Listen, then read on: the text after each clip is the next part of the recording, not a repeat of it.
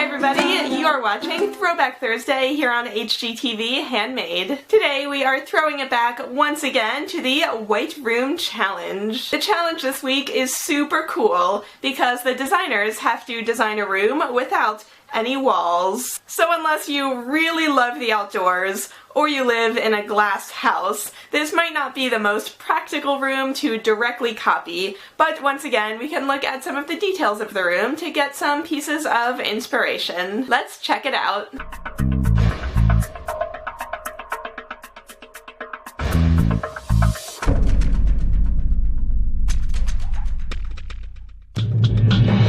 Welcome to the White Room Challenge.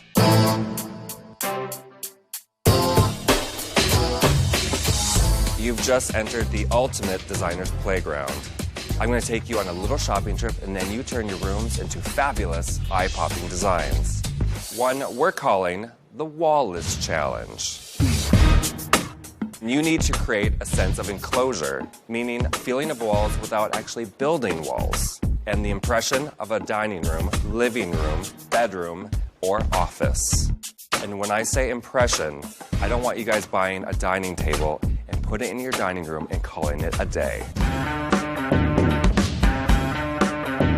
So my vision of the room is a little more of like a darker twist to Alice in Wonderland. I don't have any walls to paint to make it look really awesome. I'm going to paint the floor.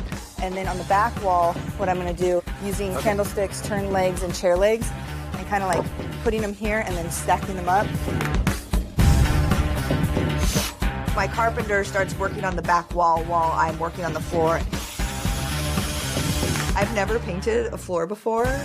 I know how to edge just from painting my own walls because I'm too cheap to hire a painter.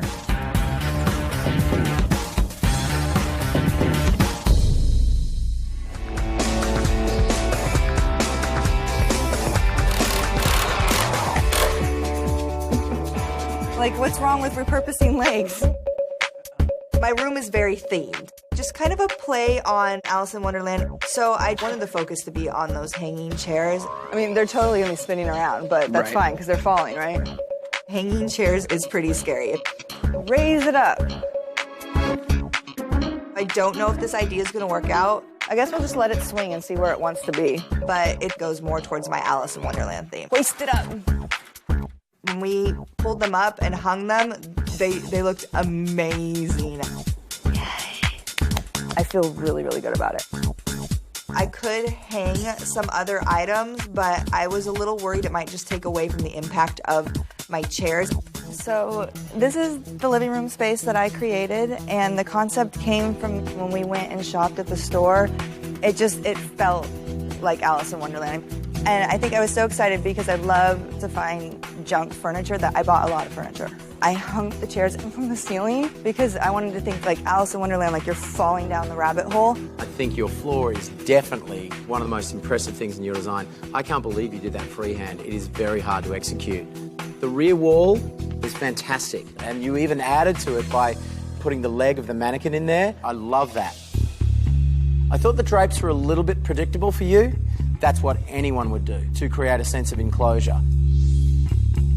I appreciate the idea of Alice in Wonderland, but I do feel like you could have taken that concept a lot further. Like the entire room is falling through. I happen to love this room. I think it's really playful, but also it has that age to it. It looks like, Alice fell back through the hole when she was 75 years old, and this is the furniture that came with her.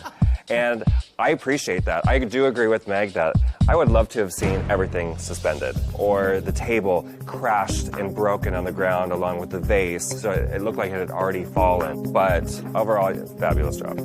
So I love Alice in Wonderland, as you know from my Halloween costume DIY from last year. And I think this room came out so cool, it almost looks like a stage set. But let's take a closer look at some things that you could get some inspiration from. Maybe you could paint your floor in a bold graphic pattern like this to give a small room a lot of pop. Even if you do have walls, you could hang your posters and your clocks on the wall, but from the ceiling using a large piece of twine, and that that could make the room seem a lot taller. Or you could build a set of shelves with interesting things holding up each layer of shelves, such as a mannequin leg. So let us know down in the comments what was your favorite part of this room. Don't forget to press the thumbs up and subscribe if you liked it, and we will all see you again next week. Bye everyone!